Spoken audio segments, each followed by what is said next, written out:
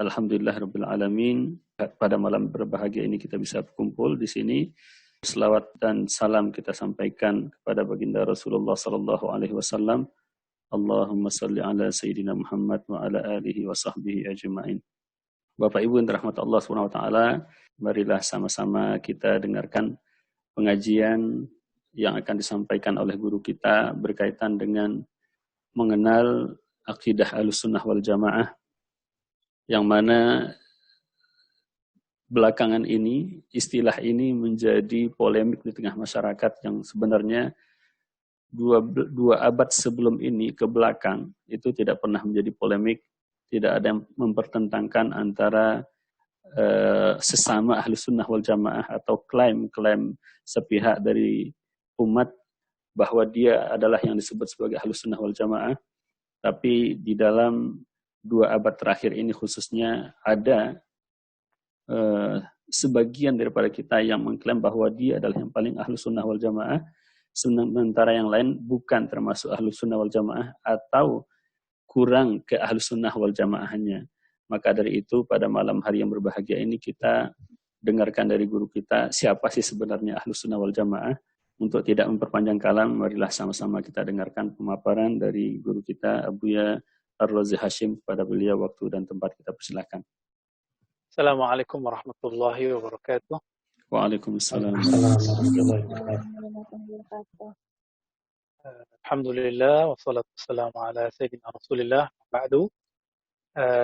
Habibi Ustaz Kopri, beliau ini tawaduk sekali pada beliau pakar ilmu ini.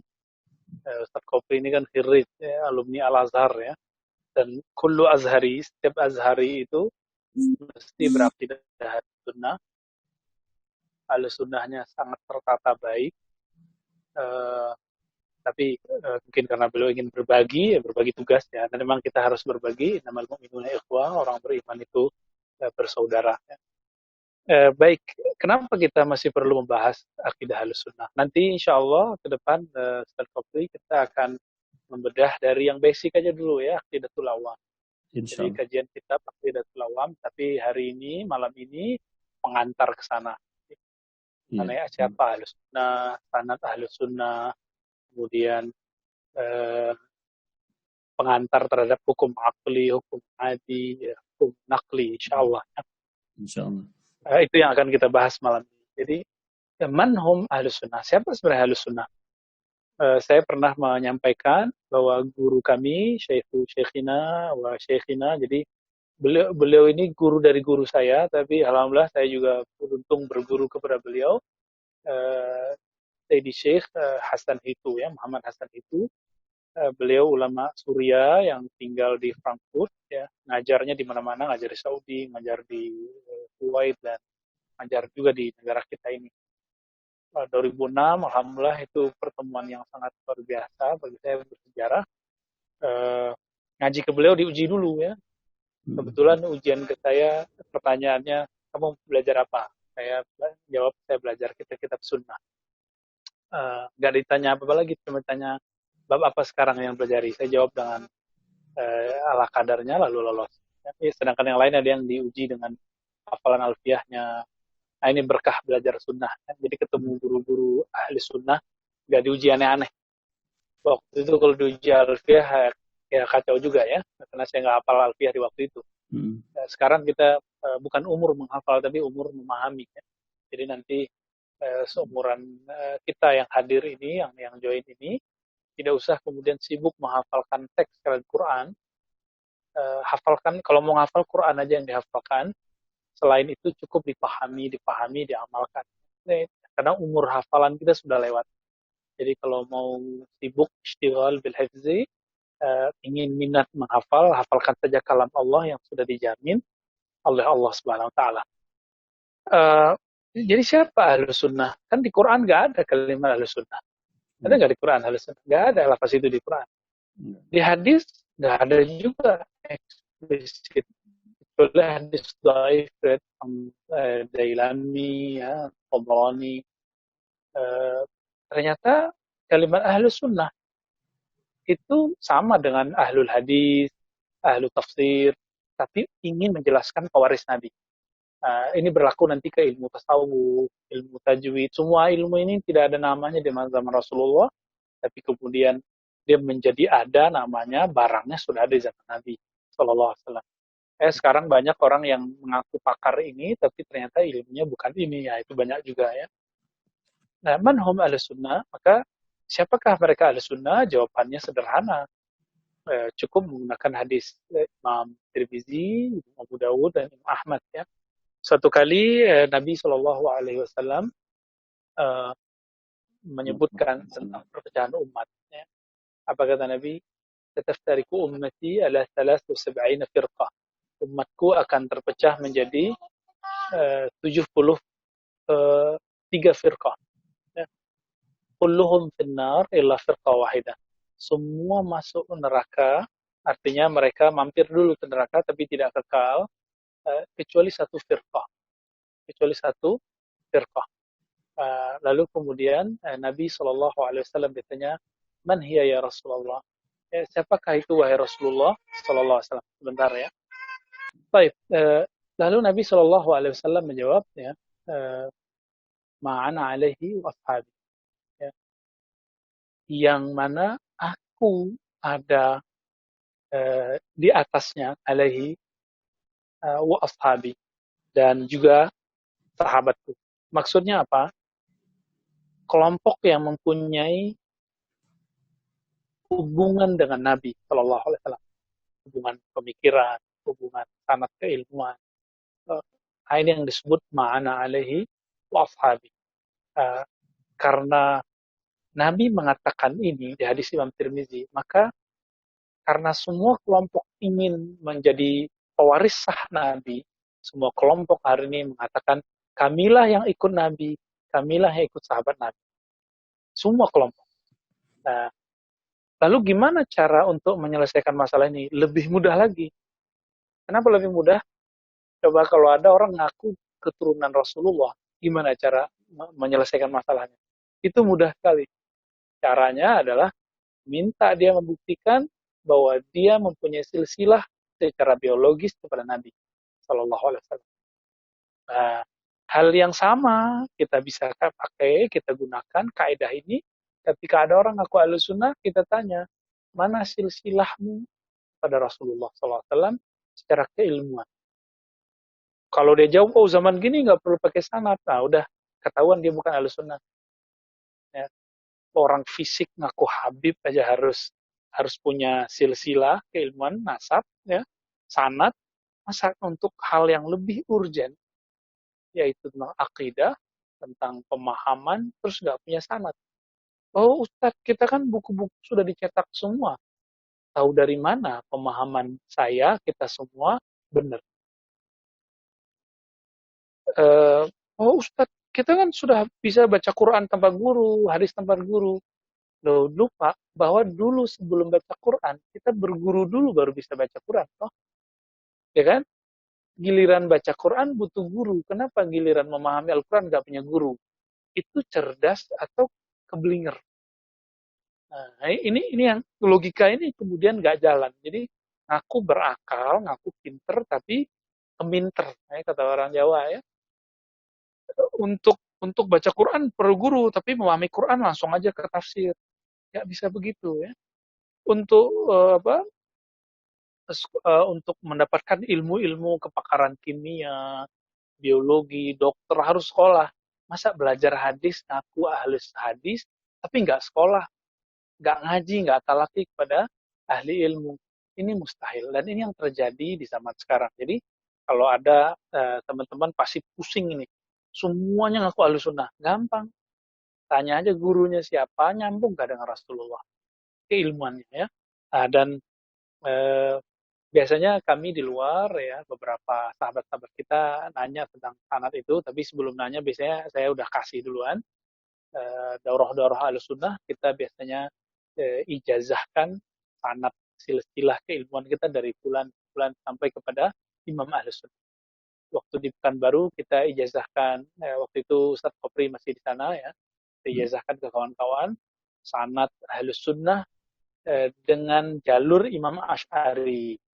Jadi Imam Asy'ari itu bukan pencipta Ahlus-Sunnah, beliau adalah periwayat pengumpul seperti Imam Bukhari mengumpulkan hadis yang sahih, hafalan yang sahih, maka Imam Asy'ari ini pengumpul orang yang menata rapi konsep berpikir ahlus sunnah, ulama sahabat, tabi'in, tabi'in. Sebagaimana Imam Syafi'i, pengumpul riwayat pemahaman hukum-hukum Islam. Sebagaimana Imam Junaid Abu Yazid Al-Bustami, pengumpul ajaran-ajaran qalbu yang kita sebut hari ini tasawuf. Jadi, jangan kebalik-balik. Nah, ini kan kebanyakan kebalik-balik. Giliran kita ikut Imam Syafi'i dibilangin, gak usah langsung aja ikut hadis Imam Bukhari. Ya. Giliran kita kemudian ikut Imam Asy'ari, dibantah kenapa nggak ikut Imam Syafi'i. Loh katanya nggak boleh ikut Imam Syafi'i. Langsung aja ke Quran dan Sunnah. Ya. Nah, ini logika-logika gini agak aneh. Ya, saya sering kemudian ditantang orang debat, terus bilang, 4 imam mazhab sepakat dengan A, B, C, D. Loh, dia kan nggak membolehkan ikut imam mazhab. Kok sekarang pakai imam mazhab? Untuk apa tujuannya? Nah, ini namanya apa ya? Menggunakan hal-hal yang tidak sebenarnya seperti itu sesuai dengan hawa nafsunya. Nah, dan kita sangat-sangat concern dalam hal ini bahwa ini bakal berbahaya.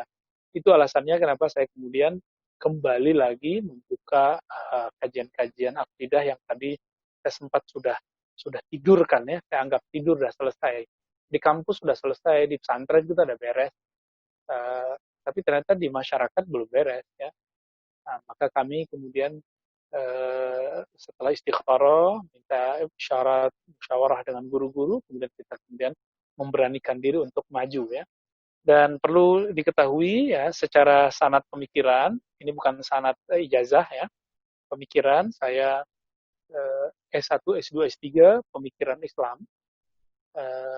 Jadi S1 saya menulis tentang akidah, kritik ulama terhadap akidah Sufi Ibn Arabi. S2 akidah ulama di negeri kita mulai dari abad 17 sampai 19. Pembahasannya masuk ke manuskrip, bukan kitab cetakan ya. Jadi masih tulisan tangan yang berumur 200 tahun, 300 tahun, 500 tahun. Nah, itu yang kita kaji ya. Kemudian S3 saya membahas tentang akidah Salafi. Jadi secara formal di situ. Kemudian yang kedua, saya belajar hadis di Ma'had Darussunnah dengan sanad ke Allah yarham almarhum Syekhuna Ali Mustafa Yaqub. Beliau punya sanad ke murid-murid Hadratus Syekh Hasyim Asy'ari ya. Kalau sebelumnya di Sumatera saya mengambil sanad keilmuan kepada Abuya Nu'man Bashir ya. Beliau orang Persatuan Tarbiyah Islamiyah. Kalau tadi jalur ulama pendiri NU ya. Tapi perlu diketahui saya tidak ikut organisasi manapun ya. Saya yang penting dia Ahlus Sunnah, saya bersama mereka. Gitu. Mau itu NU, Muhammadiyah, Persatuan Tarbiyah, mau itu Wasiliyah, Mukhairat, ya, NW, apapun, yang penting dia Ahlus Sunnah, Pak nama aku. Ya. Saya mendukung mereka. Kemudian saya 2006 tadi yang saya katakan di awal, alhamdulillah ngaji pemikiran dan sanad dua-duanya kepada Tuan Guru Syekh Dr. Hasan Hitu. Nah inilah nahdoh fikriyah saya di sana setelah ketemu beliau dalam akidah ya. Kalau dalam hadis ketemu Syekhuna Ali Mustafa, hadis dan fikih lebih tepatnya, dalam akidah guru kita tadi. Ataupun dalam kerohanian lebih banyak lagi, dalam ilmu kalbu mungkin tidak cukup waktu kita untuk menceritakan siapa saja ya. Baik. Jadi secara keilmuan ke sana arahnya. Dan semua mereka adalah Ahlus Sunnah, Asy'ariyah, Maturidiyah. Suatu kali Syekh Hasan itu tertawa. Apa kata beliau? Hal yang paling aneh hari ini adalah orang bertanya apakah Asy'ariyah itu Ahlus Sunnah. Apakah Abul Hasan Asy'ari Imam Ahlus Sunnah? Itu paling aneh. Dan orang-orang aneh itu sekarang banyak. Ini aneh bukan aneh ghuraba, tapi aneh versi beliau itu adalah juhala. Ya. Silakan diterjemahkan sendiri juhala itu apa ya. Baik teman-teman semua. Jadi ketika orang mengatakan saya ahli sunnah, saya lebih sunnah, saya dikit-dikit nyebut Bukhari Muslim, belum tentu dia ahli sunnah. Ya, ahli sunnah itu eh, kita sudah sebutkan sebelumnya terbagi tiga ya. Ahli sunnah dalam fikrah pemikiran, kemudian ahli sunnah dalam fikih amalan, lalu ahli sunnah dalam akhlak tasawuf. Semuanya harus bersanad. Sanad itu yang menghafal ulama, ustadz, buya, tuan guru, syekh. Jadi kalau antum nggak perlu menghafalkan, ya, kecuali Buya Kopri ini mesti ngapalin ya, mesti tahu minimal. Biar nanti kalau ditanya orang itu menjadi garansi bahwa saya ini punya sanad kepada Rasulullah. Waktu di Bandung kita kemudian membagi sanad Ahlus Sunnah jalur Imam Ghazali. Ya, jalur Imam Ghazali alhamdulillah rabbil alamin. Nanti kita akan buat sanad menyebutkan sanad ke Imam Syafi'i, ke Imam Baihaqi dan imam-imam lain di waktu yang lain insya Allah. Ya. Nah, jadi manhum al-sunnah, siapa itu al-sunnah? Nah, jadi kita harus clearkan. Nah, ini definisi yang kita rumuskan berdasarkan ilmu hadis dan ilmu akidah tadi. Apa itu? Pemikiran yang berkaitan dengan keimanan yang bersumber dari Nabi SAW dan para sahabat dengan ketersambungan silsilah atau sanad. Nah, itu tambahannya. Selama ini, berdasarkan Al-Quran dan Sunnah. Ya, semua orang aku berdasarkan Al-Quran dan Sunnah. Berapa banyak kelompok mengaku dia berdasarkan Ahlus Sunnah, berdasarkan Al-Quran dan Sunnah. Tapi ternyata hampir semuanya nggak punya sanad. Kalaupun punya sanad, dia lupa ilmu sanadnya di mana. Nah, kalau pesantren sebenarnya sudah cukup jadi sanad ya. Saya nyantri di mana gitu, sudah cukup. Cuma sayang beberapa pesantren modern hari ini sanad keilmuan dan pemikiran itu mulai tergerus, akhirnya dia masuk angin. Pesantren-pesantren modern katanya akidahnya Ahlus Sunnah, tapi kitab yang diajarkan bukan kitab Ahlus Sunnah, malah kitab yang mengkafirkan atau minimal membid'ahkan Ahlus Sunnah. Nah, ini terjadi hari ini ya. Ya Kopri ini paham saya kitab apa aja ya. Nah, ini terjadi di pesantren modern ya. Maka kalau teman-teman mau masuk karena anak ke pesantren harus pelajari dulu, tanya dulu. Ini kurikulum mana? Nanti saya akan buka satu persatu insya Allah. Kita akan nggak akan sebut nama pesantrennya, tapi kita akan sebut nama kitabnya. Kitab yang dia ngaku Ahlus Sunnah tapi dia bukan Ahlus Sunnah karena nggak ada sanadnya. Kalaupun ada itu versi-versi mereka sendiri. Gitu. Dan yang paling beruntung teman-teman semua bahwa Ahlus Sunnah yang saya sebut ini dengan sanad ini, dengan jalur Imam Asy'ari atau Maturidi, di bawahnya nanti ada jalur Imam Ghazali, itu ternyata baik yang dipunya oleh orang Indonesia, orang-orang di India, di Pakistan, bahkan di Saudi itu masih banyak ya, di Yaman, Suriah, sampai ke Maroko sana itu ternyata sama. Nah, ini keberuntungan kita di situ. Keberuntungan kita di situ ya. Nah, berdasarkan ini teman-teman semua, yang saya bicarakan ini bukanlah sanad-sanad lokal, tapi ini sanad internasional. Nah, untuk kitab Aqidatul Awam, saya mempunyai beberapa jalur silsilah kepada guru-guru kita. Ada jalur Syekh Hasan itu ya. Kita ngambil dari Syekh Hasan itu, Aqidah Sanusiyah dan Al-Sunnah secara umum. Beliau berguru ke Syekh Yasin Al-Fadani, Al-Makki, ini orang Indonesia tapi udah lahir di Mekah, besar di Mekah, berkebangsaan sana ya. Kemudian beliau mengambil dari gurunya Syekh Umar Bajunaid. Umar Bajunaid ini berguru langsung ke Said Ahmad Zani Dahlan. Said Ahmad Zani Dahlan berguru kepada Said Ahmad Al-Marzuki, pengarang penyusun Aqidatul Awam. Al-Marzuki ini namanya menginspirasi banyak ulama-ulama Betawi, maka saya udah ketemu beberapa keturunan ulama di Betawi, itu rata-rata buyut kakeknya itu namanya Marzuki ya. Nah, ini efek sebenarnya. Kenapa? Dulu kiai-kiai lama, syekh-syekh lama, tuan-tuan guru lama, ajengan-ajengan lama, mereka ketika ngajar itu nyebutin nih pengarangnya siapa, sehingga jamaah itu senang, wah ini Imam Marzuki gitu kan. Mahmud Al-Marzuki atau Amr Al-Marzuki ya, nanti kita cek. Itu jalur Syekh Hasan itu. Ada jalur yang lain, jalurnya melewati murid-murid Said Muhammad, sama nanti ada yang juga jalur sana, juga ada yang jalur Syekh Hussein Nusairon, ya.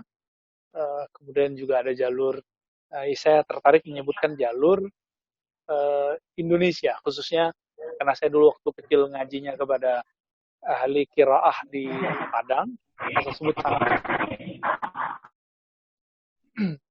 Saya dulu belajar kepada Abu Ya Dahnar, umurnya sekarang udah 85 lebih kayaknya ya. Beliau berguru kepada Syekh Abdul Malik. Beliau lama di Mekah, 5 tahunan, kemudian disuruh pulang ibunya, buta, beliau buta. Beliau berguru kemudian kepada Syekh Muhammad Arsyad. Bukan Al-Banjari, tapi Al-Minangkabawi, ya. Syekh Muhammad Arsyad ini plus mursyid tarekat Naqsyabandi, beliau hafiz Quran, memahami qiraah sabah, 7 qiraah sabah.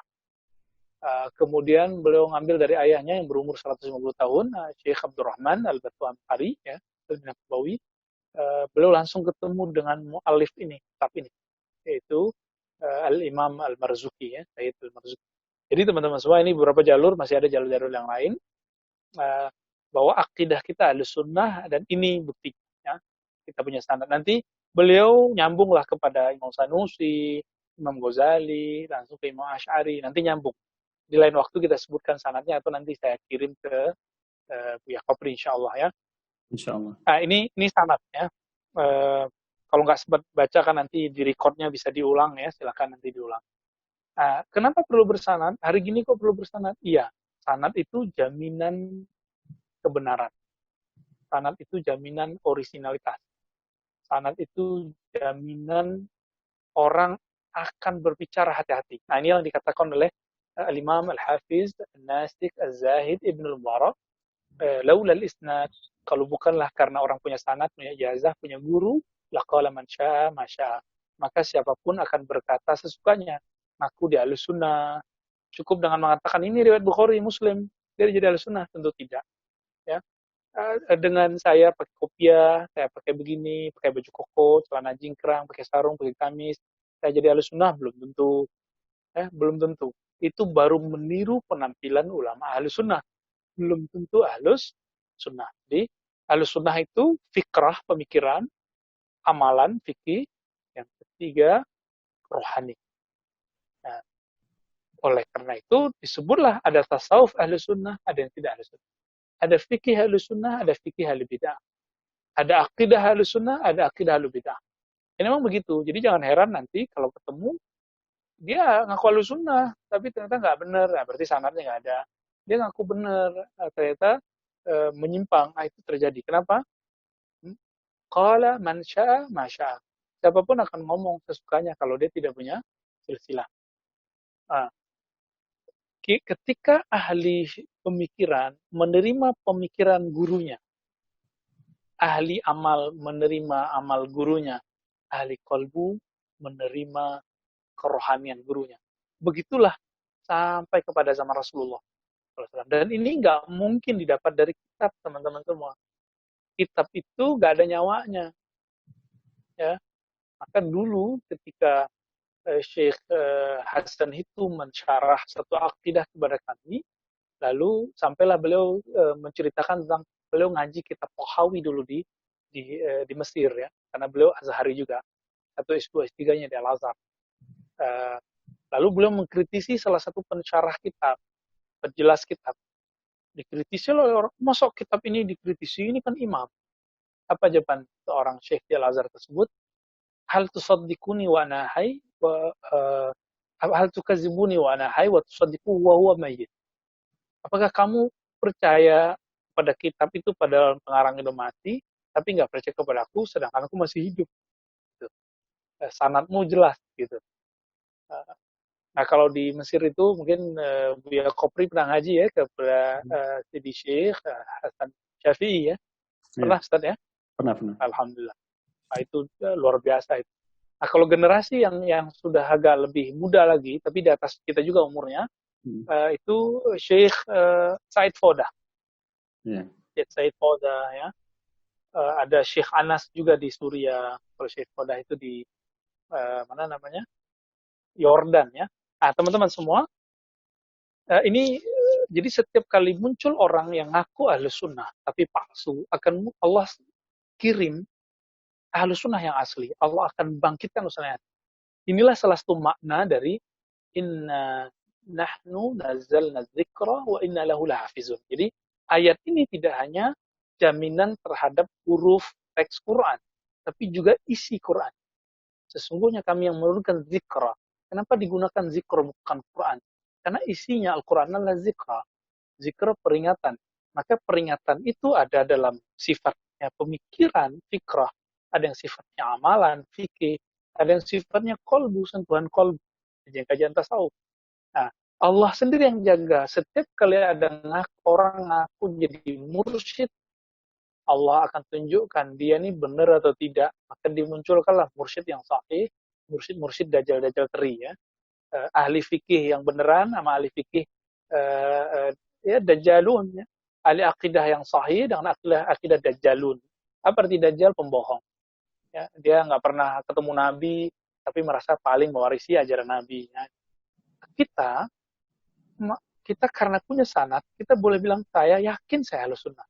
Tapi saya tidak menjamin pemahaman saya 100% ini menyerupai pemahaman Nabi.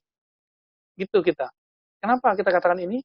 Khawatir dalam silsilah itu kemudian ada distorsi teks, ada pemahaman yang bertambah, berkurang. Tapi kita berdoa semoga Allah menjadikan kita dengan sanad ini, dengan ngaji ini, kita bagian dari Ahlus Sunnah itu. Jadi tidak ada di situ takdis, pengkultusan manhaj. Jadi di luar sana orang melarang mengkultuskan kiai, oke. Tapi dia sekarang mengkultuskan manhaj, sistem berpikirnya, kelompoknya. Kelompok kami ini dijaga oleh Allah. Yang mana dalilnya? Ya, nggak ada yang dijamin di sini kecuali hanya Rasulullah SAW. Maka sebenarnya ini kabar gembira ketika Nabi mengatakan tuba liman ra'ani, beruntung yang melihat aku, iman kepadaku, beruntung yang bertemu murid-muridku, sahabat-sahabatku, beruntung yang tidak bertemu aku, tidak ketemu sahabatku, tapi ketemu murid-murid dari sahabat-sahabatku. Nah, teman-teman semua, itu sebabnya kenapa kita perlu sanad. Nah, maka kami kalau belajar hadis ya, ada namanya musalsal ya. Hadis sahabat itu kan melihat Nabi. Nanti murid sahabat bilang, aku melihat muridnya Nabi. Begitu juga sampai sekarang. Jadi kita bilang, saya melihat guruku. Gurunya bilang, saya melihat. Nah, jadi melihat guru itu juga diriwayatkan. Apalagi memahami guru. Jadi teman-teman semua, kajian-kajian sunnah, kajian-kajian fikih, ini baru mentransmisikan, meriwayatkan teks tentang Nabi.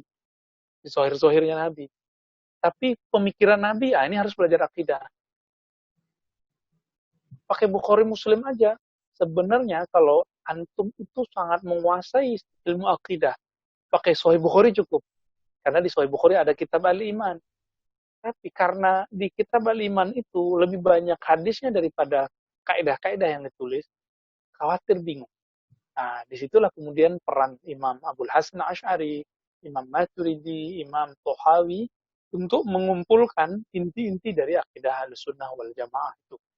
Ya, uh, uh, ya beberapa kita sudah membagi sanad-sanad itu ya, alhamdulillah. Untuk sanad kajian kitab kita membolehkan online, tapi sanad zikir kita tidak membolehkan online ya. Harus ketemu muajahah, talaqi langsung. Nah, teman-teman semua, inilah kalau ada orang tanya, siapakah Ahlussunnah? Jawabannya harus ada tambahan ya.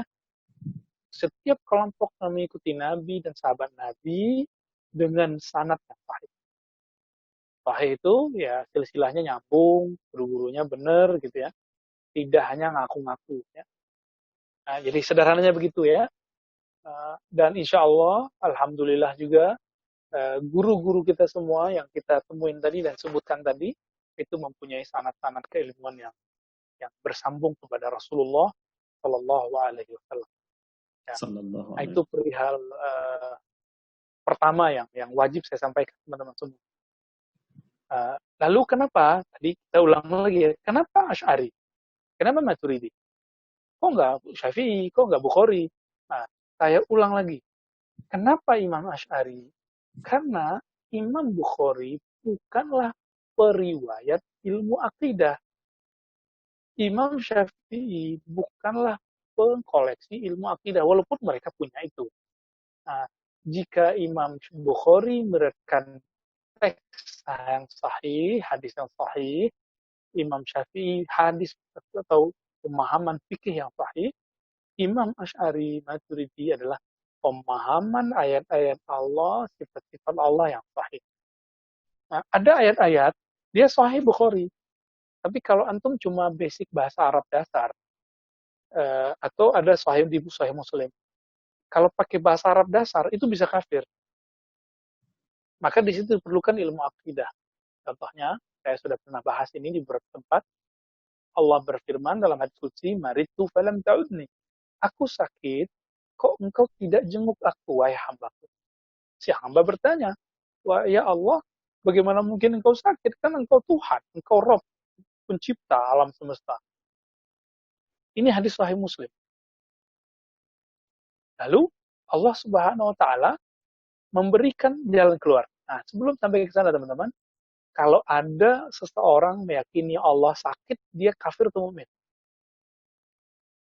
Ya, kafir atau mukmin? Kafir. Kafir. Kafir. Kafir ya. Pasti kafir itu udah. Lalu periwayat ini kan Imam Muslim, kafir nggak Imam Muslim gitu? Otomatis. Nggak mungkin kafir. Maka ternyata kalimatnya Allah ajarkan. Disinilah Allah mengajarkan takwil pada tempatnya. Takwil pada tempatnya, takwil pada saatnya. Jangan mentakwil kalau nggak nyampe di saatnya, di tempatnya, di timingnya. Nah, apa kata Allah? Maridha abdi falam ta'udhu. Hambaku sakit, engkau tidak jenguk. Fa'in uttahu lawajadtani indahu. Muncul salah baru lagi. Hambaku sakit, engkau tidak kunjungi. Jika engkau kunjungi dia, engkau akan mendapati aku di sana. Ini mau tanya antum semua. Kalau kita menjenguk sahabat kita yang sakit di rumah sakit atau di kamarnya, ketemu Allah nggak antum di situ? Nggak lihat. Kalau nggak lihat, nggak lihat bukan berarti nggak ketemu toh? Ya. Ini. Maka hadisnya cuma sampai di situ.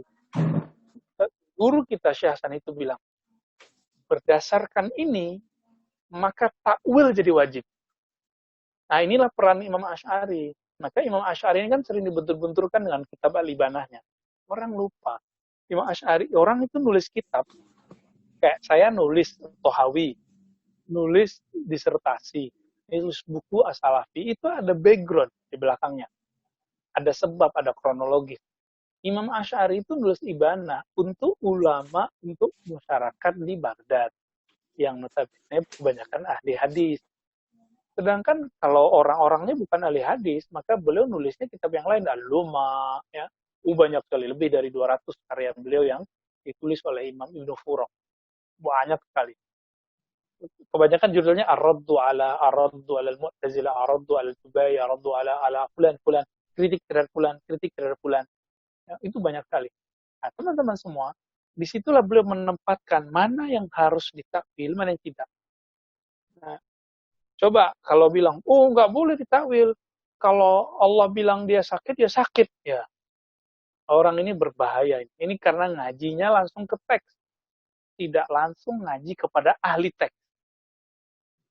Ngajinya langsung ke hadisnya. Nggak ngaji kepada ahli hadis. Gitu. Ahli hadis ini kan dia harus mumpuni. Dia mempunyai background akidah. Ya. Belum lagi fitnah-fitnah terhadap Imam Asy'ari dan Asy'ariyah ya.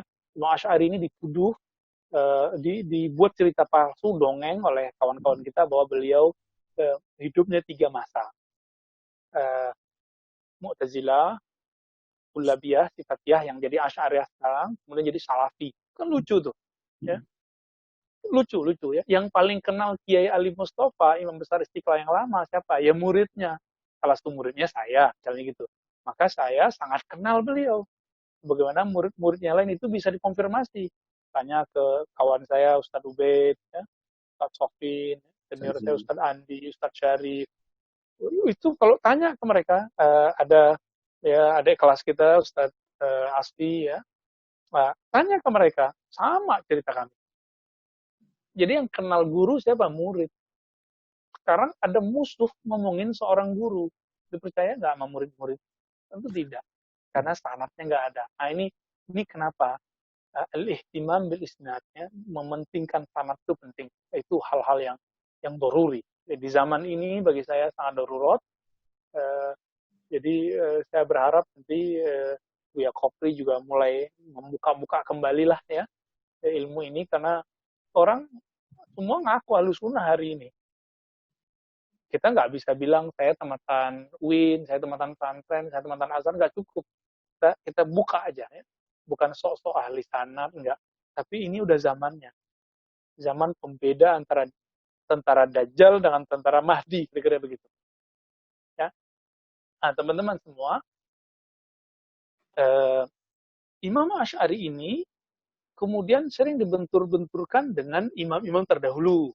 Imam Syafi'i, Imam Bukhari, Imam Ahmad. Nah, ini cara brainwash, cara cuci otak sebenarnya. Terus, apalagi yang paling lucu, Asy'ari dianggap beda dengan Asy'ariyah. Yang lebih menggelikan kata Syekh Hasan itu, apakah Asy'ari ahli sunnah? Itu pertanyaannya ya. Dan yang tambahan belakangan ini ya mungkin sudah viral di beberapa kajian bahwa Imam Asy'ari atau Asy'ariyah hanya meyakini 7 sifat, 7 asmaul husna. Nah, ini lebih kacau lagi ya. Akibat apa? Karena mereka hanya membaca secara otodidak, tidak ngaji kepada ahlinya, sehingga tidak bisa mengkonfirmasi bacaan dia sama nggak. Nah, ini gaya-gaya orientalis lama, hati-hati. Kita ini kritik-kritik orientalis, benci orientalis. Tapi gaya orientalis. Orientalis lama itu ketika mereka jelek-jelekin Islam, itu kan mereka baca satu teks, lalu memahami sendiri ala dia, lalu mereka buat jurnal buku. Muncullah kemudian Ignaz Goldziher, John Ball, ya. Banyak itu tokoh-tokoh ini, Yosef Salk, yang kesimpulan mereka apa? Hadis Nabi buatan ahli fikih abad kedua ketiga. Mereka nggak konfirmasi kepada ahli sanad. Nah, ini gaya-gaya orientalis, jadi gaya-gaya otodidak. Gaya otodidak ini dalam ilmu hadis adalah cara belajar yang paling lemah dan paling dhaif, paling mardud dalam ilmu hadis. Jadi teman-teman semua, saya ingin sengaja manas-manasin pikiran kita lagi lah ya. Untuk masalah ini kita harus serius. Untuk kajian ini memang nggak bisa ngaji sambil ketawa, nggak bisa. Memang harus butuh kefokusan ya. Kalau ngaji ketawa sama Kiai Fulan aja ya. Kalau antum mau ketawa sendiri juga boleh, tapi jangan ajak-ajak kita ya. Baik. Apakah ini kemudian isu-isu ini benar? Nanti kita akan bahas satu persatu, insya Allah, pada tempatnya. Apakah benar sifat Allah cuma 7? Asma Allah yang dipercaya oleh Asy'ari cuma 7. Nanti kita akan jawab pada bagian-bagian tertentu, insya Allah. Ya. Nah, yang mau saya sebutkan pada malam ini adalah tentang Imam Asy'ari. Imam Asy'ari ini, Abul Hasan al-Asy'ari, beliau ini orang Basrah, keturunan Abu Musa al-Asy'ari, Daudnya zaman Nabi. Jadi Nabi Daud itu suara indahnya itu ternyata muncul turun di sahabat Nabi Abu Musa al-Asy'ari. Abu Musa al-Asy'ari inilah kalau boleh disebut sahabat yang mengajarkan bibit-bibit akidah Ahlussunnah sebagaimana ajaran akidah Ahlussunnah Asy'ariyah. Kenapa? Disebutkan dalam hadis Imam Bukhari bahwa keluarga Yaman Bani Asy'ariyah datang kepada Nabi SAW dan bertanya. Apakah pertanyaan mereka? Pertanyaan inilah kemudian dikembangkan menjadi ilmu akidah atau ilmu kalam, ilmu tauhid. Apa kata mereka? Kaifa kana Rabbuna? Bagaimanakah Allah Subhanahu wa Ta'ala? Nah, itu pertanyaannya. Apa jawaban Nabi SAW? Kana Allah wa la syai'a ma. Allah ada dan tidak ada sesuatu pun bersamanya. Belum ada aras, belum ada kursi, belum ada langit, belum ada bumi, belum ada manusia, belum ada malaikat, belum ada Muhammad, Nur Muhammad, belum ada semua. Nah, Allah ada dan belum ada semua.